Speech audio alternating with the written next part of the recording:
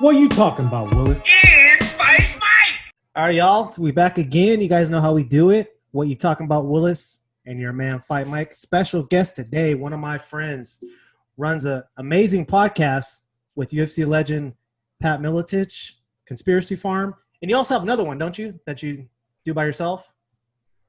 Yeah. It's called It's Me Speaking to You. It's Me, SPK, and the number 2, the letter U. That's the one that started things out. And I haven't really jumped back on it in a while, but I'm kind of starting to balance it out because the dark stuff gets a little dark. Yeah, man. I feel you on that one. So one thing I wanted to kind of say to you, Justin, you know, 'cause I've been listening to his and Pat's podcast. Man, they'll bring up stuff that kind of a lot of people don't really dive into as far as like doing podcasting. They try to stay away from it. And our listeners now that have been watching us, they know that you jump in to some stuff that other people might not want to listen to. So like the first thing I wanted to bring up, I just saw on your Facebook, Jeff, is you started talking about them lost civilizations, man. How some of them just been covering up and kind of feel like maybe that's going to be happening again. Like, what's your whole take on that? Like, what's your whole chat about that a little bit, Jeff? Well, I mean, just kind of what I said in the post, man. It's I've always kind of been a fan of just, you know, history in general. And as we know, you know, just the winner gets to tell the story. And oftentimes it isn't the complete story. And just from my research and just reading and just, you know, echoing other people's research, you know, civilizations have come and gone, in my opinion, and others' opinions, you know, several times over the course of like hundreds of thousands of years. And, you know, kind of paralleling what we see today about getting rid of statues and stuff like that. I didn't say this with that in mind, but over the years, they've hidden and destroyed and concealed certain, you know, artifacts and ancient texts, et cetera, which don't give us the complete understanding of human history or where we came from. And that, of course, is by design. And so, you know, kind of connecting to the statues and stuff today, but I didn't really mean that when I said that. But I mean, you can't just get rid of history like that, because then you don't really understand the full scope of history, good, bad, or indifferent. Yes. But in this particular case with ancient civilizations, I think, you know, I guess we can get into it, but I mean, the path of humanity was set, I think, a very long time ago by certain forces, you know, whether they're, you know, human or non-human, whatever, that's not even what I'm saying, but they've designed the path of history and humanity to go a certain way. They don't want enlightened, unified human beings. They want mentally enslaved, divided human beings so that's easier to control. So I think a lot of the things they've hidden from us, like I said, through these ancient texts, etc., have you know, obscured or tainted the real story of where we came from. And, you know, a lot of the wars we're seeing now, whether it's in Iraq and Syria, you know, when they first went into Iraq, one of the first places they hit was the Library of Antiquity to take out, like, you know, a bunch of shit. And that happened however many, you know, over a decade, or whenever we started in the war, 15 years ago. So I think a lot of what we see with these wars has to do with archaeological wars and continuing the removal of certain artifacts and texts and keeping them hidden away to, like I said, kind of obscure, not even kind of, but to obscure the true nature of human beings, the true nature of reality, et cetera. So yeah, it's very fascinating, man. I always like talking about geopolitics and stuff like that, but it kind of, I wouldn't say it gets old, but it's just like, for me and my research, it all goes, like, the reason we're all fighting now and the path of humanity is the way it is because the path that was set so very long ago. So I think, again, it's very, very important for us to kind of understand our history, because you don't know where you're going unless you know where you've been. I know it sounds corny, but that's absolutely true. That's one of my favorite quotes. Mm-hmm. Yeah, I mean, it's true. And that's why, you know, when you, without getting too deep into that conversation, I mean, it's my answer. If you were to ask, hey, should we be getting rid of statues and this and that? Hey, if you want to get rid of statues, and et cetera, vote on it. Vote on it like anything else. But don't just destroy them. Put them in museums. Like, we have a Holocaust museum. That's not because everything was roses and sunshine. It fucking happened. Yeah. You know, you can't just get rid of certain history because you maybe disagree with it. You got to learn from it, because otherwise you're doomed to repeat it. Mm-hmm. Interesting. So you said something about earlier about like supernatural. So are you a believer in the Anunnaki or Nephilim or whatever direction you're trying to go with biblical? Yeah, I mean, or I guess, I mean, I don't think I said supernatural, but at the end of the day, I think, you know, human beings possess more attributes than we realize we do. And I think back in the day, I think there was a certain level of ancient technology that we no longer have access to. And like I said, that's by design. And, you know, I think religion, politics play a lot of a role in keeping this information from us, specifically the Abrahamic religion. No disrespect to anybody who's a Christian, Muslim, Jewish, whatever. But specifically within Christianity, you know, we have the original sin, right? Man, we aren't some, you know, hugely, according to the Christian Bible, we're not some hugely powerful human being. We're tainted at birth. We're sinners from birth because of the original sin, because we chose to eat of the tree of knowledge, which, you know, if you listen to some of our shows, how again reality is inverted, how they demonize the serpent, because in ancient times the serpent symbolized enlightenment. It wasn't necessarily this dark force of Lucifer or Satan, but again, with the original sin, we were made to think we were sinners, and then because of the original sin, this begotten Son of Jesus had to come to absolve us from our sins, and then now we're okay. When, you know, I don't necessarily believe that, and I think stories like that keep us mentally enslaved and thinking we need this savior to really become who we are, when I don't necessarily believe that at all. I think Jesus was the shit. Don't get me wrong. Jesus was one of the first victims of the deep state because he possessed these powers that people talk about. I do believe he raised people from the dead. I do believe he could turn water into wine. And this goes into like just ancient alchemy and again, having access to certain, for lack of a better term, powers and ability that we have, but it's just been covered up by so many years of non-use and false narratives, if you will, about who we are as human beings and human consciousness, etc. So you do believe in Jesus?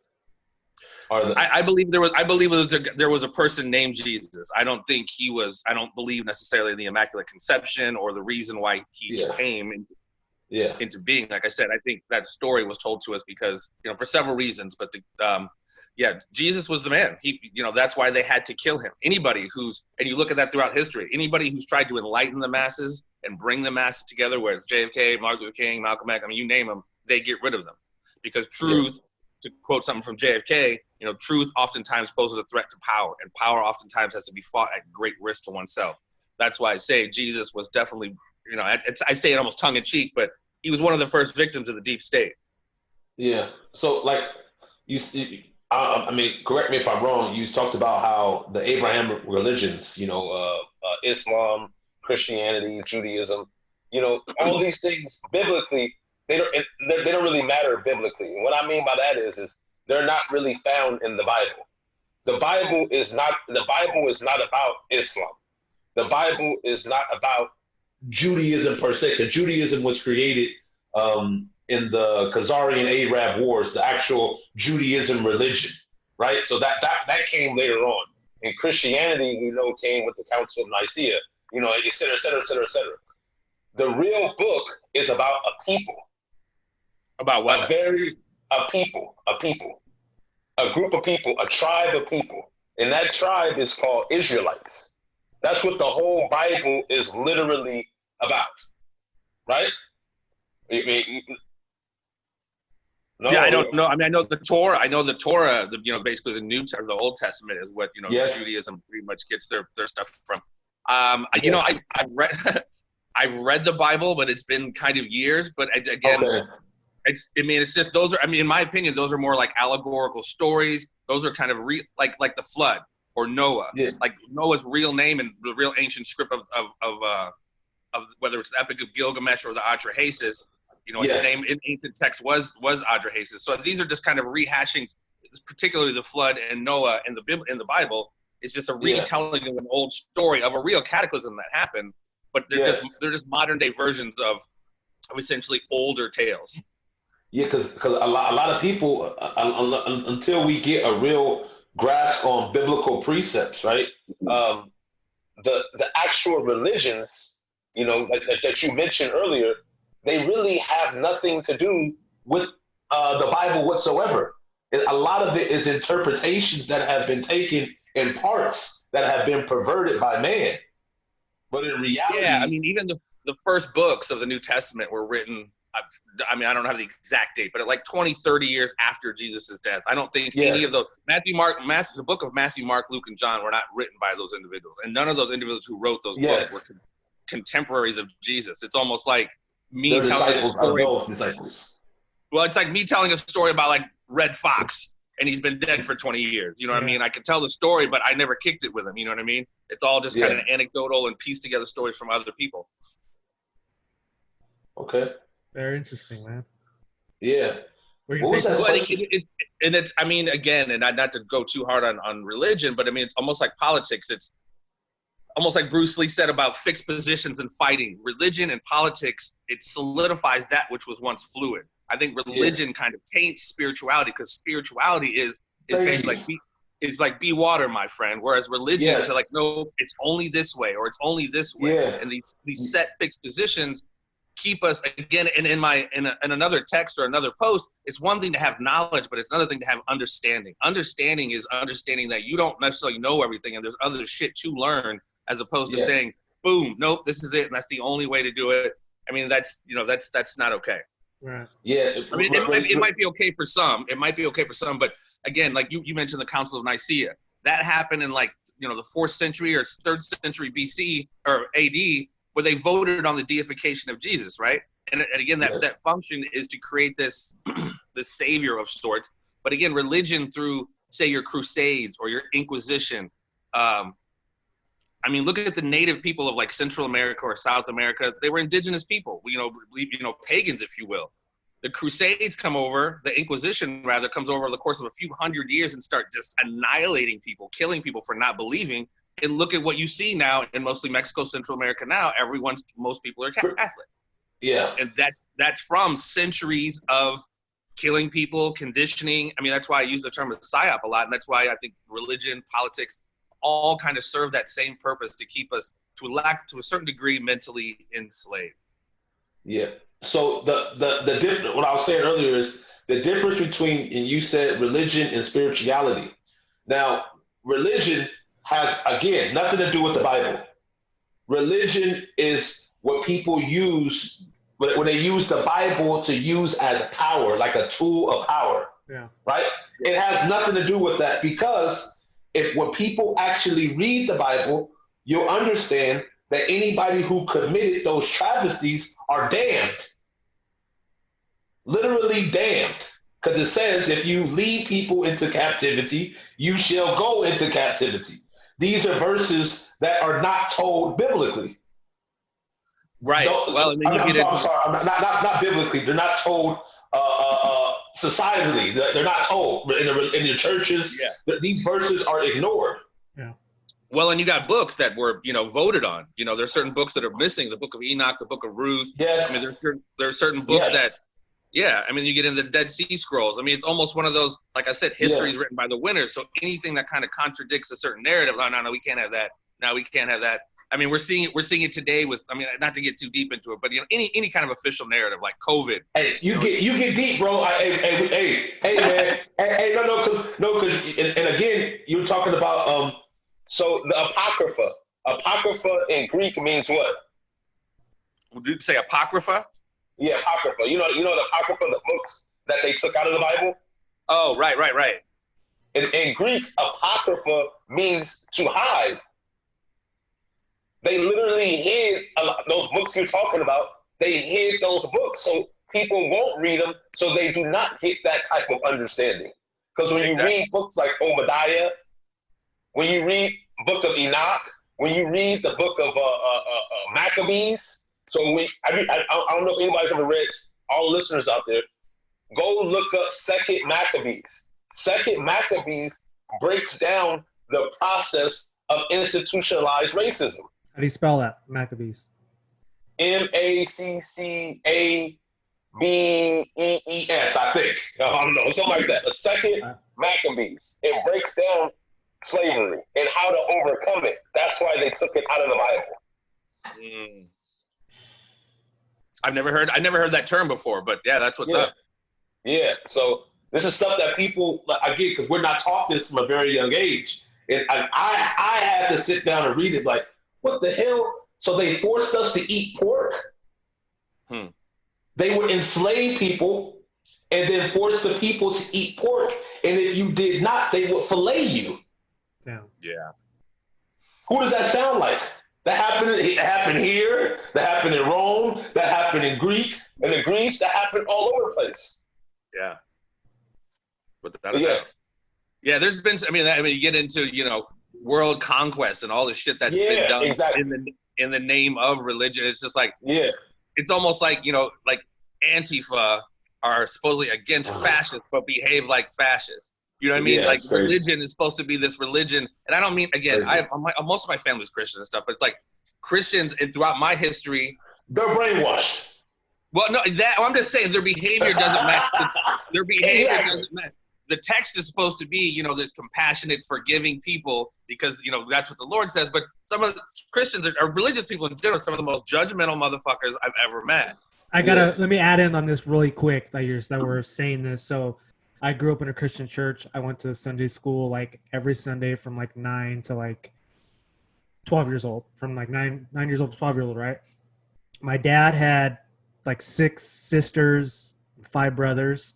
And they knew the Bible. They like really knew it. So they were, matter of fact, a couple of them were actually teaching the Sunday school, and I was learning from them. But outside of church, and I'm just calling it what it is, outside of church, they would judge me for stuff that they shouldn't be judging me for. Yeah. Saying I shouldn't be doing it. Wait, that's not in the Bible. Like that's not anywhere in it. But you're judging me for, I'll just say it. For dating a white girl. Yeah. One of them would say something. It says that in the Bible? Right? Where's that at? What verse is that? Hey, show me where it says that. Well, it talks about same tribe. But in today's, and so it does talk about how we're supposed to say in the same tribe. But the thing that's different in today's society, and my brother Jeff, you're mixed, right? Yes, sir. Okay. So it says Ephraim is a cake that is unturned. And it talks about how we will be dispersed like the sands of the sea. So there's a lot of people. Like it's kind of like Blake Griffith, right? I like to use him as an example. Blake Griffith is a brother. He's from Haitian descent. His dad is darker than me, right? His mother is, his mother is a Caucasian lady. He married a Caucasian lady, and his baby looks like Opie. Just because his baby looks white, in reality, that baby, it comes from the seed of a black man, so that makes that baby what? Black. Simple. Yeah. But now I was just having a conversation with somebody, and I've never had that explained to me. On my job applications, black guy, I hate, first of all, I hate fucking labels. I really do. Yeah. It's one of those things, like whatever Nick Cannon was saying the other day, and I don't know if it was old, about how melanin gives motherfuckers superpowers or whatever the fuck it was. It's true.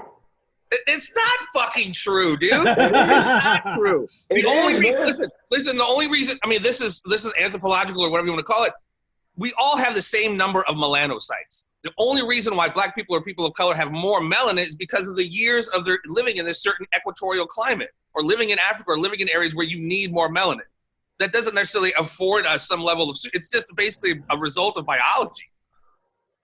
So of course it's a result of biology, but that's not, this notion that, what the fuck are you saying? This notion that more melanin gives us some juice, and then white people, because they don't have it, their default mode is evil. Like, it's just some dumb shit. I didn't say that.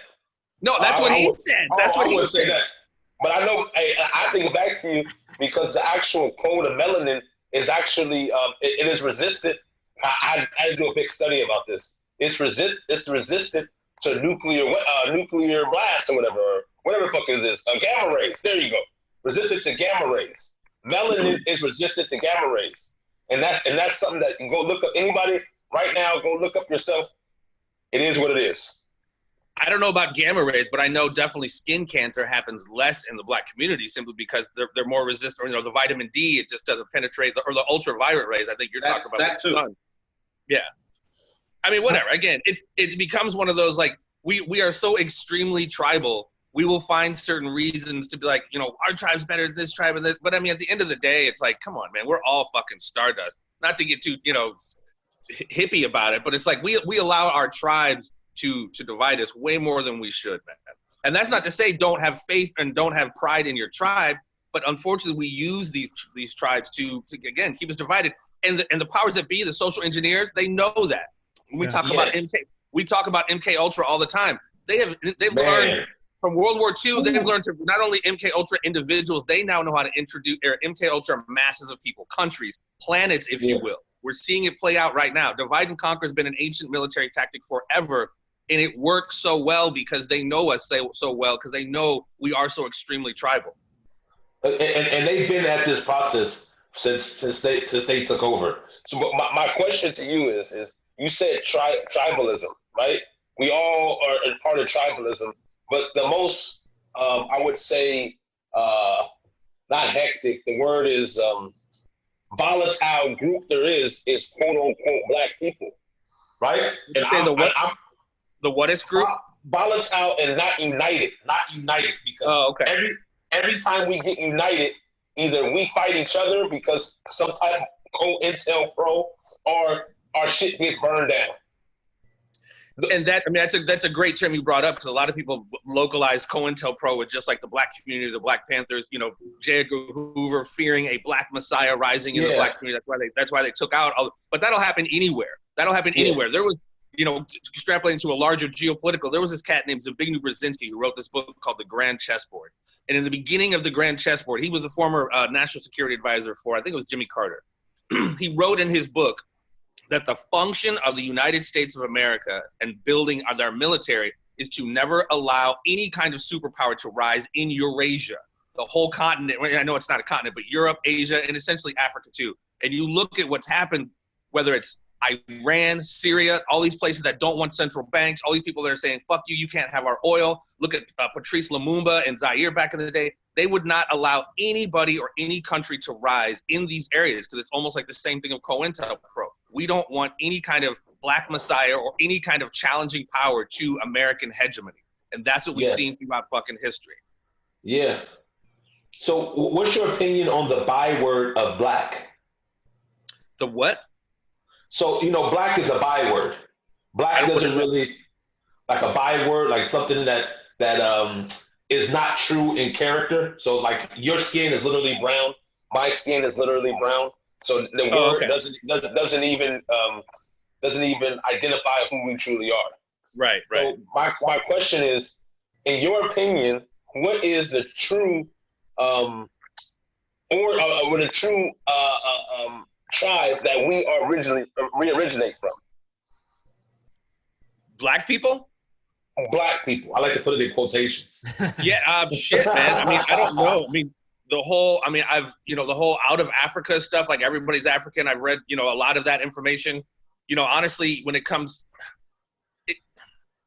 since I'm not there, I wasn't there. I don't know. Honestly, I've gravitated towards, I believe there was a continent, or there was a place called Atlantis, right? And I think after this huge cataclysm took place, the people of that region spread out all throughout the world. That's why you see pyramids in China, pyramids in Mexico, pyramids all over the place, which again is remnants of this ancient technology. So again, I think people spread out throughout different parts of the world, and then just throughout hundreds of thousands of years just began to look different because of certain level of genes, certain level of climate, and biology, etc. So to answer your question, I really don't know. I mean, that's why I find this conversation so interesting about what's the origins of humanity, what's the origins of human beings, and where do we come from? And people think, I know Mike, takes exception to the alien stuff, and it's a tough one to get into, but within the Anunnaki, you are having a conversation about a certain level of extraterrestrial influence that happened way back in the day. And just to study the story of like Enlil and Enki and the Anu, which is, goes into the Anunnaki, it's just very, very fascinating, especially when you start reading things like the Sumerian Kings list, the Enuma Elish, the Adrahasis. I mean, just these different ancient texts that speak to, what's the first line of the Sumerian Kings list? From heaven, kingship was lowered. Or, the Anunnaki, meaning from above, those came down to earth or something like that. So there's just so many references in ancient texts that you just can't really ignore because they happen throughout certain, even in the Bible, the book of the I think it was Ezekiel, the wheel, the fiery wheel. I mean, there's just certain, or the Nephilim, like you were talking about in Genesis, they were like, in the Nephilim, or in Genesis, they were like, giants roamed the earth at one point in time, and the sons of God, basically had sex with the daughters of men. The sons of God, I think, were these Anunnaki individuals who knocked up these earthly women, and that's why we kind of have a certain degree of us, who we are. But again, it's since there's very little physical evidence for you to go in and like snatch DNA or whatever, you kind of almost have to go into the circumstantial archaeological evidence and almost similar to the Bible, kind of create your own interpretation. But when you see these certain dots and they start connecting, I mean, you just have to, you can't ignore that, right? I don't know if I answered your question. But. What do you think about that? What do you think about all that, Justin, that he just said? Because there's always this different standpoint, like I was saying earlier. You have some people who come from the more worldly point of view of Anunnakis, right? And so that whole explanation. Then you have more of the biblical point of view where it talks about Nephilim and the fallen angels mating with the women. They don't have to be mutually exclusive. You could still include the Nephilim within the conversation of the Anunnaki, because the Nephilim were giants. The Anunnaki technically were giants. We're still talking about the same thing. It's just like you said, how it's presented. Okay. And that's the whole thing about the Bible. Like, they leave out certain shit. So you're like, oh, are we talking about the same giants that were here? You know what I mean?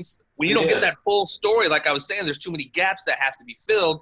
And, shit, man, over the course of history, there's been so much misinformation and disinformation on top of the real information. That's why I always say The Matrix is a documentary, man, this false reality that we put on top of reality. And then, like we do on the show, we attempt, not to say we do all the time, but we attempt to deconstruct these basically false narratives about whether it is politics, geopolitics, world events, history, religion. And I'm not saying we get it right all the time, but like Michael was saying, we at least try to tap into these subjects that not a lot of people really want to, or if they do it, kind of half-heartedly or whatever. But yeah. Exactly. For me, every question I think I have answered, I just have more questions, man. Yeah. Because the one question that has to be, I guess we have to figure out is how come across the world today, and again, I like to use examples in current events and actually go back to history and understand what was happening in Babylon and et cetera, et cetera, et cetera. Why are people that look like me and you been targets throughout history? Why? This is a better question. Why was our identity stripped from us forcefully? Whether it's black people, whether it's, Mexican people or people who used to be Indians in that area, indigenous people, Native American. We're the same people. So me and Mike had just, he went through something that, you can look it up yourself, the breeding camps. So, but him originally most likely looked like me and you. His ancestors, sorry. Quite possibly. Again, you had certain descendant. I mean, I don't know if you're familiar with Thoth or Thoth, however, whatever his name is. Pretty much the author of the Emerald Tablets. After the fall of Atlantis, he went to Egypt, but he was originally African. So I mean, it's definitely possible. I mean, again, it's not being there. It's hard to put a finger on it. But I mean, yeah, it's crazy shit, dude. I mean, it's a very fascinating topic because like I say, the more questions you think you get answered, something else like. Graham Hancock just wrote a book. I mean, one of the last lines of the post Michael was talking about is, all of these things, all these removals of history, the removal of ancient texts just lends itself to us continuing to have being a civilization with amnesia.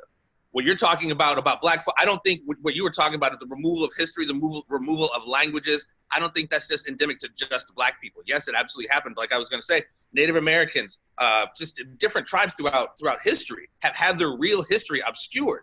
St. Patrick's Day. I mean, that had to do with the powers that be getting rid of this old pagan religion, which lended itself to having these kind of ancient powers. That was really about getting rid of what we know as the Druids, who practiced.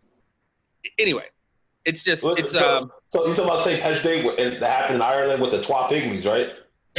No. What? So the Twa Pygmies. That's what they say that the leprechaun represents. Am I wrong? Oh, I'm not hip with that. I just know that the powers that be. I just said St. Patrick's Day. My bad. I'm sorry. No, yeah. The Druids were some of the last people to hold some of this ancient knowledge, this ancient wisdom, etc.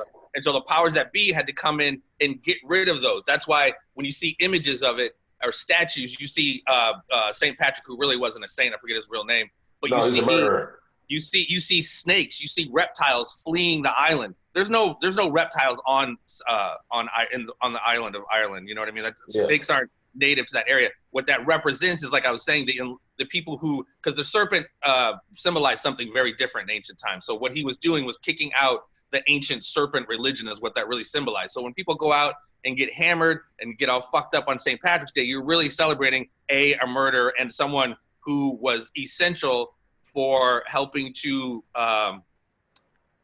remove history of a certain people and create another false narrative. That tribe was called the Twa Pygmies.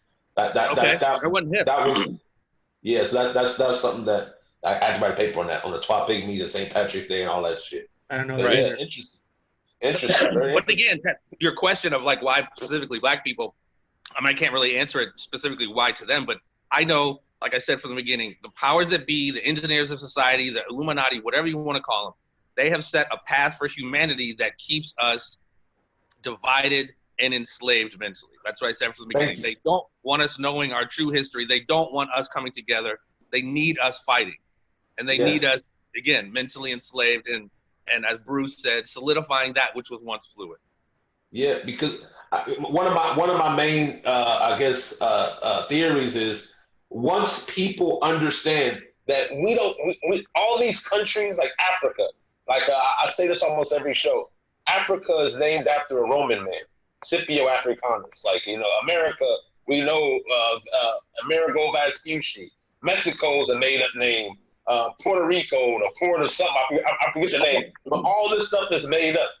My only thing is we have to learn our history, get back to the root so that we understand, so that we can start having knowledge of self, so we can pick ourselves up out of this mental slavery. And that's the reason why they do not want us to know who we are, because originally there was only a few different tribes. A lot of us were together. Yeah. But divided, and that's where that notion divide and conquer comes from. That's why I'm dusting off a nugget here, but at the end of Higher Learning, the last visual. My favorite movie, yeah. It says unlearn. So before you can, like you said, learn your history, you got to unlearn all of this bullshit that they've downloaded. Because that's honestly, the Jesuits say, you give me your kid, you give me your kid from 0 to 7 and I have him for life. And that's almost a metaphor for what we see. That's what these public education is, this assembly line to pump out more fucking idiots. I mean, I'm not saying our kids are idiots, but they keep pumping out people who don't really know what the fuck is up because they don't teach this real history. And that even goes into graduate school and college and university. They just want drones, man. Yeah. Well, they say if you let your kid go to school with Romans, don't be surprised when they come back Romans. Yeah. It's the same notion, man, and that's something that I think that a lot of people need to wake up to and start realizing that the search for truth needs to be. We cannot accept the ground level propaganda anymore. Yeah, because that's leading us to every other society that has done this. What happened to them? They all failed because the lies have to go lie, and a bigger lie, then a bigger lie, then a bigger lie. Then a bigger lie. And like anything else, I say it all the time on the show, you will never even put your hand out to take the red pill unless you realize there's a problem with the shit we've been given. Yes. You know what I mean? Yes. Unless you recognize there's a problem, you're not going to change your behavior. And that's what, I wouldn't say frustrating, but back in the day, I used to be in bars arguing about politics and religion. I just don't do that anymore, dude. I mean, if we want to have a quick conversation, and I said something else on my Facebook post, these people, there's too much ego in everybody's view of the world. Everyone has to be right. If I disagree with you, I have to go back and forth with you on fucking Facebook, proving how wrong you are and how right I am. That's bullshit. We gotta definitely stop with that. People don't want to look stupid on Facebook, man. In front of their other friends, they're going to see the comments. It's stupid, dude. Well, that's what I'm saying. It's like, I disagree with you. Or maybe even I'm wrong. I'm okay with that. People take that. People don't have their opinion. Their opinion has them. So like you just said, Mike, they look at it as a reflection on themselves. Yeah. If somebody tells them something they didn't know, or if they were wrong about something. Again, that's why I said there's so much ego. People have too much of their ego wrapped up in how they see the world, as opposed to like I have knowledge on something, but you ain't got understanding if you feel you have to be fucking right about everything. Exactly. Yeah, man. Because again, there's some nuggets that anybody can offer, and that's why I mean, a homeless man can teach you something. A bum can teach you something. A child can teach you something. You know, and a lot of these people, they're so prideful that they miss a lot of their blessings. Yeah. Hard head makes a soft ass, my daddy always said. Yeah, man. Pride comes before the fall. You know what I'm saying? And that's what when you on this search for truth, if you're genuinely on it, because you know there's some woke people out there, right? You know, but if you're genuinely on it, the first thing that you have to totally kill is the ego and pride. Yeah. Like you said, the only way to get that new information is to unlearn that old shit. And that's the thing. I mean, it sounds crazy when, you know, they can't teach an old dog new tricks. Once people do start to realize, especially the older they get, that they've been lied to, they're like, fuck, I've been lied to this whole time. Then it belies the question, what else have I been lied to about? Then it belies the other question, now that everything I've been told is a lie, what do I do about it? So those three things scare the shit out of people and keep them like, nah, I'm just staying with the status quo, even though it ain't working for them. And that's the definition of insanity, right? Yeah. Man. Hey, Mike. Yeah. I remember we were supposed to, we were going to do a show on, oh my goodness. Remind me again, what was that? About mixed brothers. Oh, yeah. How this whole situation been affecting you, Jeff? You're mixed, and you know, Justin is dark brown, and I'm Mexican that looks like a damn Italian. So we all have our different ways of the way people have been viewing us, especially during this time. You know, people might support the Black Lives Matter thing, and it's just everything that's happening right now. So with you, how has it been for you, per se? Just like somebody out, just in the, general. Hey, before you answer that, Brother Jeff, first thing I like to say is fuck George Soros. I'm with you. But again, he's one of those master architects of divide and conquer. I mean, so that, a lot of people don't, I remember being young, full of piss and vinegar, thinking I was helping too, but once they're done with them, whether it's Mao Zedong or the Bolshevik Revolution, once they're done with these motherfuckers, they will be done with them. Yes. 100%. But to answer your question, Mike, how it's affecting me, I mean, it's the social side of it, I don't trip on because, and I'm not saying this like I'm some Zen master. I try not to allow external circumstances to fuck with my personal equanimity, whether it's my mindset, my spirituality, or whatever. There's some fucked up shit going on in the streets, and if you let it get to you, you can go absolutely fucking nuts. Especially the way they've just straight up inverted reality right now. But overall, my goodness. Overall, again, I think this is very much so by design. If you guys have any knowledge about Agenda 21, yes, or just eugenics operations, they have to get rid of the old to bring in the new. And when I say the old political system, the old social system, the whole economic system, the new cash is about to go away. We're about to go to a digital dollar or a digital currency. They're all, the whole Agenda 21 thing is a whole reset on a whole nother level, with China being kind of the beta test or the model. You see China right now with facial recognition, and if they catch you jaywalking, you lose 20 credits. You can't ride the bus no more. You can't ride the plane. You can't get on a damn plane. That's crazy, man. You can't get on a plane.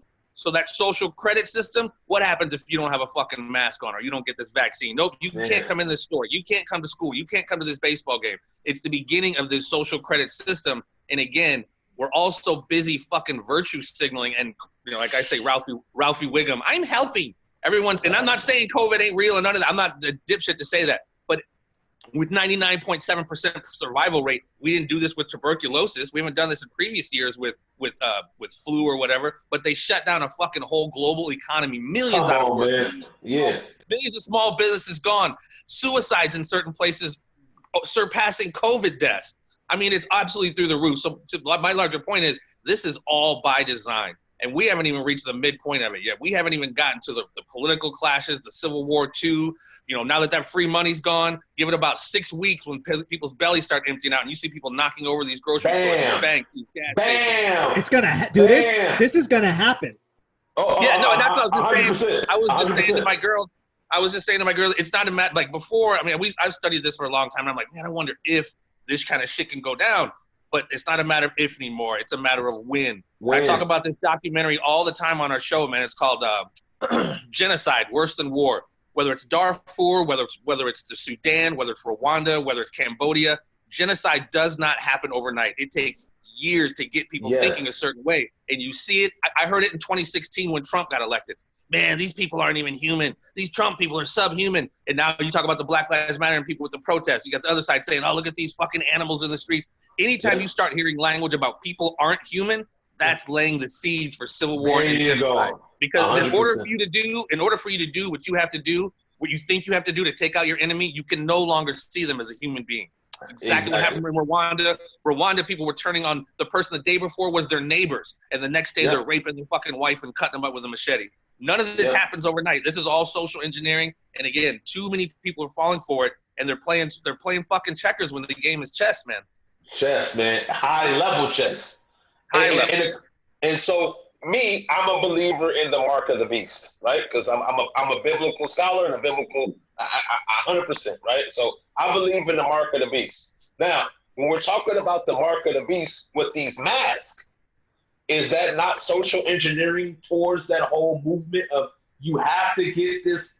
Because have you done much research on the electrical probes they want to put in you? like it's not a normal vaccine, man. It's like if it was a normal vaccine, I'd be like, I mean, I wouldn't take it. I'd be like, oh, okay. But they want to put 3 electrical nanobite probes in your damn wrists. Yeah. So when you walk in the store, the people automatically know whether you're up to date, like a damn dog. Well, and that's why I don't know. You can't buy or sell. I don't know if you saw it, but I was up late one night and my mouth was hanging open, man. I saw Elon Musk on Joe Rogan's podcast. Oh. And it was just like the way they were just normalizing this neural chip. No, come on, man. The neural link.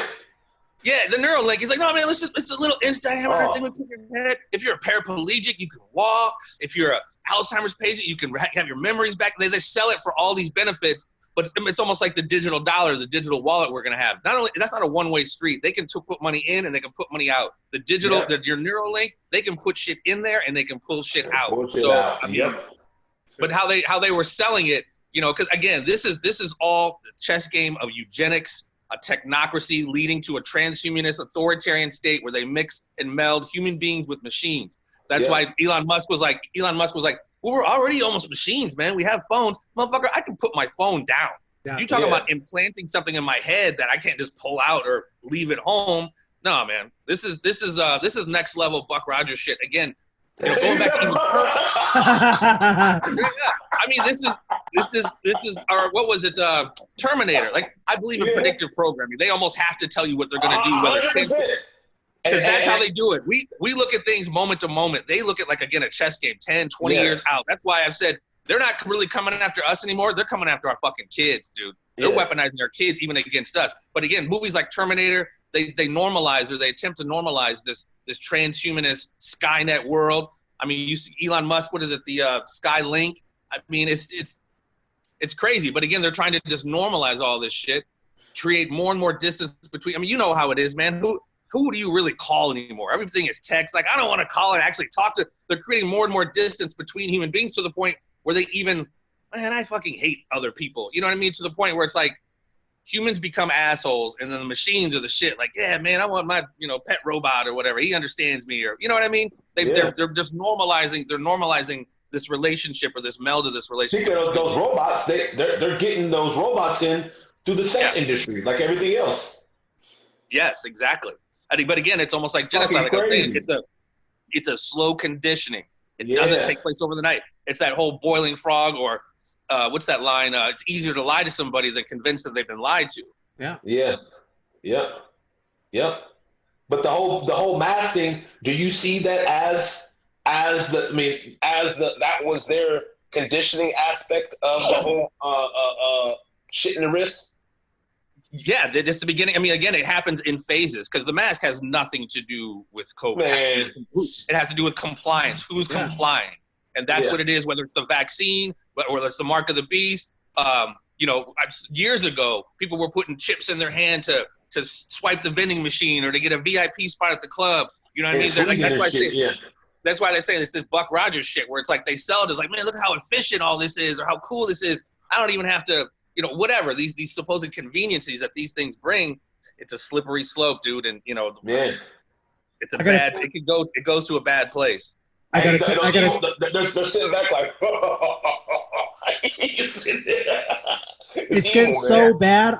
I got to tell you guys really quick. I went to Target a few days with my girl and her daughter, right? And it's now mandatory to wear a mask inside Target, right? So we pulled in the parking lot. We get off, and I didn't have my mask on. None of us did. We had it in our hand where nobody could see it. And right before I was going to walk into the door, some lady in the parking lot was like saying something, and I kind of like looked, and I'm like, talking to me?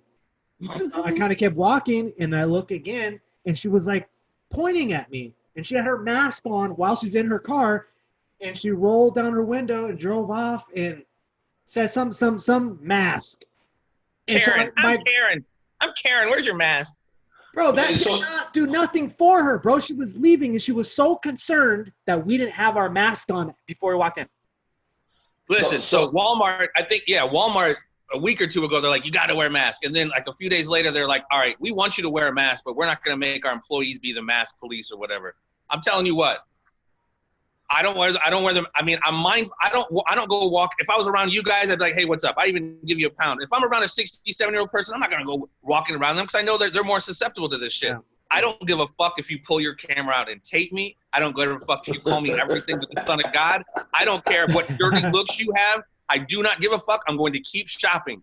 If you fucking touch me or you touch my daughter, anyone I'm with, to try to implement your little Gestapo shit, you will get these hands. Fuck yeah. Hey, because literally, the stores have the right to refuse to anybody.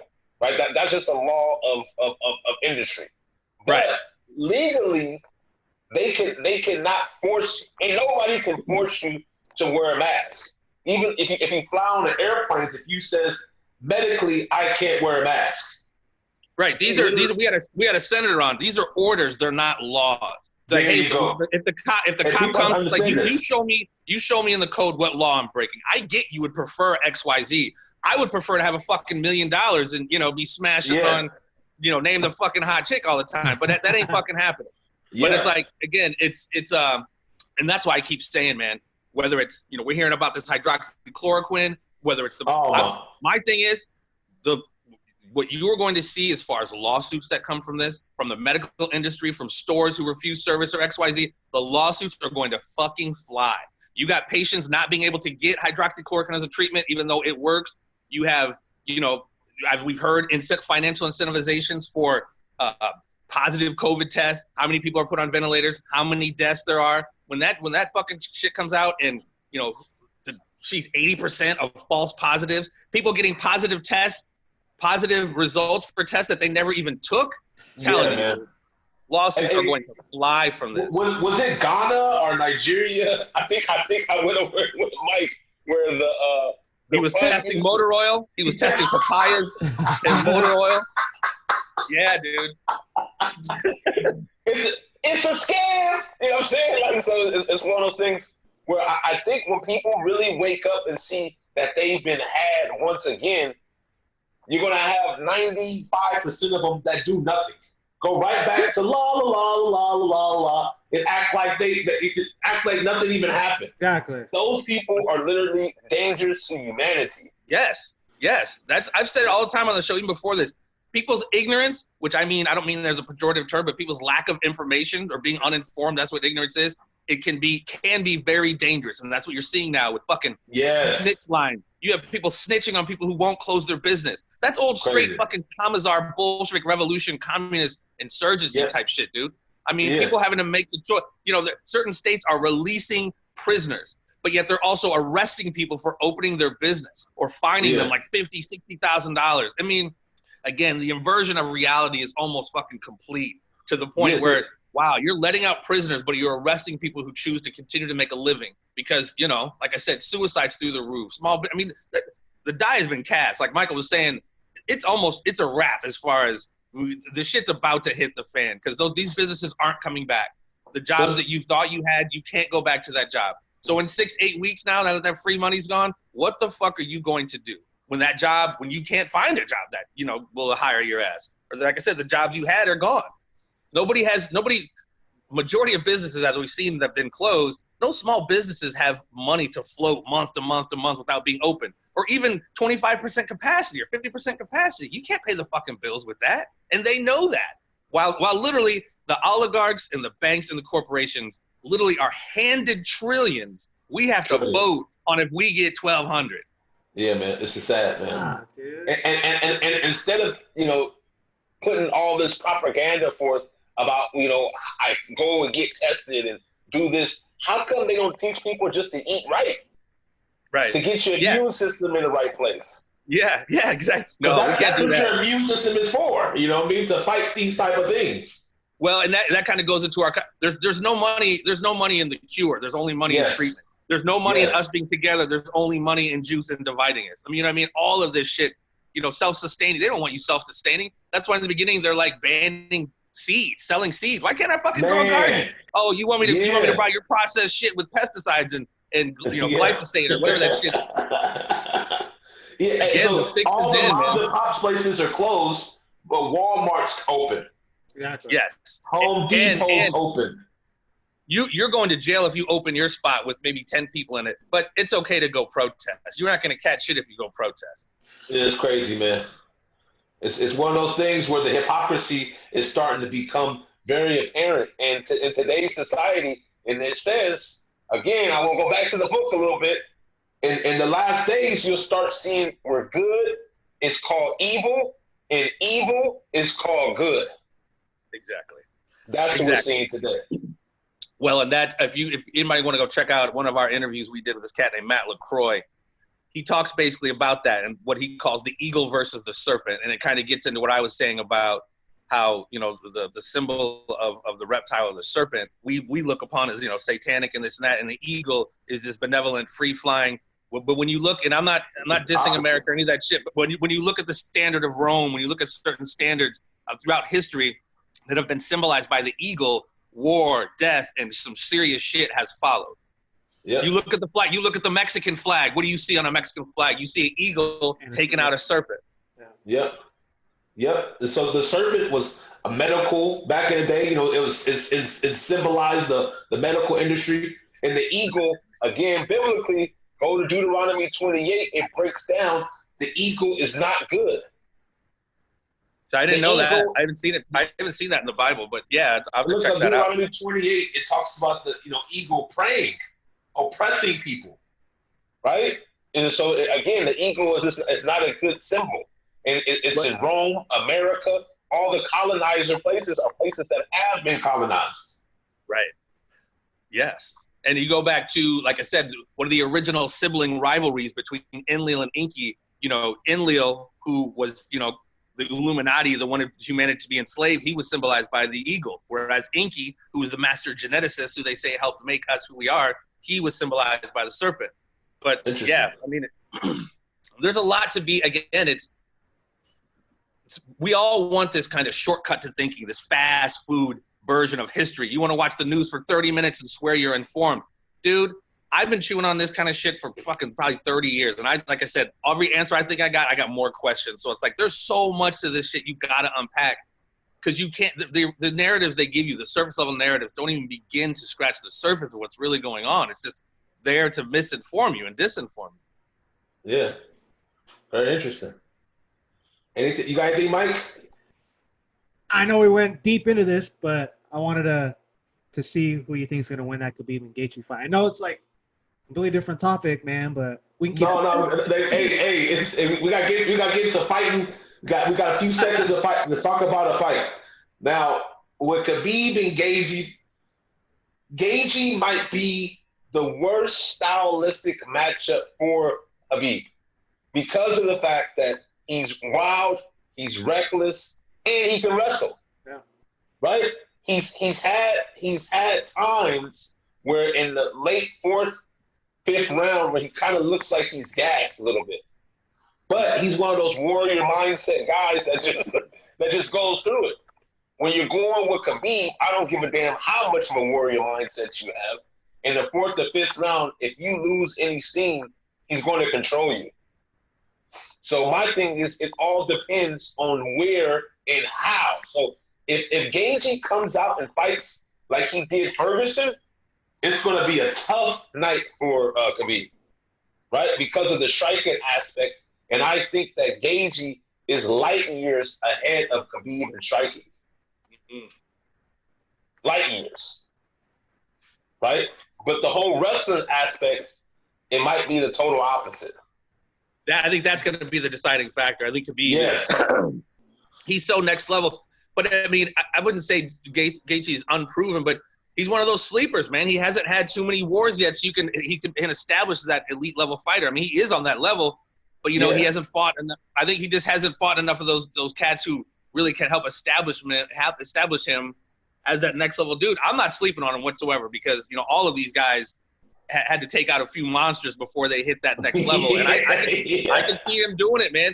But again, Khabib, his conditioning, his endurance is second to none.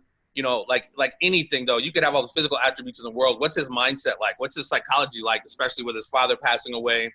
Yeah. So I just don't know where his mind's at in all of this. I mean, that's up against somebody like Justin Gaethje. That's dangerous if you come in mentally not 100%. Because Gaethje has knockout power, and it's not like a Conor. So Conor is more technically sound. You know, there's a plus and a minus to that, especially if you're a wrestler. Because if you're a really technical guy, you know slip, come, underhook, control. But when a guy is really, really wild, you don't know where the hell this shit coming from. And that's the difference. So, you know, I hope Khabib wins. But, you know, in my point of view, I think that Khabib is going to take a L. Why did I read something about George St. Pierre coming in as an underdog against Khabib yesterday? That's crazy. That's craziness. I don't know. Yeah, I didn't even know. I heard George say he wasn't trying to come back and get into training and get into fight mode again. He said he was done. But then yesterday I saw something about betting odds. I was like, what? No, because Dana said, I'll make it happen. Because, you know, whatever Khabib wants. And I think that was like, in GSP's mind, he was like, cha-ching, cha-ching, cha-ching, cha-ching, cha-ching. I don't think GSP wants that smoke, though, dude. I don't think GSP wants that smoke. I don't know, man. That like GSP is one of those guys where I've seen him wrestle very high level guys and do really good. But has he, you know, not that Khabib's been super active, but he's been more active than GSP has. That's true. Yes, you're right, 100%. And that, I mean, I've never fought in the ring like that, but I know ring rust. That shit's real. Yeah, it's the timing. You know, you gotta get timing back. You know, but the thing about GSP is he has so many fights. I don't know how big of an issue that would be. The last fight though we need to talk about is DC versus Stipe. Yeah. What do you think? What do you got? He's got to wrestle him, man. He doesn't want to stand there with him. I know he knocked him out pretty clean that first one, but he got dealt with that second time. I mean, and he's even saying, you know, Stipe, put your wrestling shoes on. I mean, that's fuck, dude. At 40, whatever, to be wrestling at that, to be fighting or even on that level, man. I don't know. That's what I mean. Again, I was talking to somebody the other day when we were calling the fights with Pat and Michael Nunn. UFC is one of them any given Sunday type joints. I know it happens on Saturday, but it's like anything can fucking happen, man. Yeah. I mean, with this being the rubber match, I mean, it's because that was a clean knockout DC had the first time, and that was a pretty gnarly knockout Stipe had him on the second time. So, yeah, you know, just from the first two fights, it could go either way. So obviously, you know, people's their fight, whatever the word is, their fight plan. It sounds like DC's not trying to do any standing up. Now, have you noticed Stipe looks a lot skinnier than usual? Yeah. He's gotten very small. So, you know, he looks like he's about 230, 225. You know, I did notice he looked, yeah. Yeah, he got thin for this fight, and I think that he is probably preparing for that wrestling match. When is that one?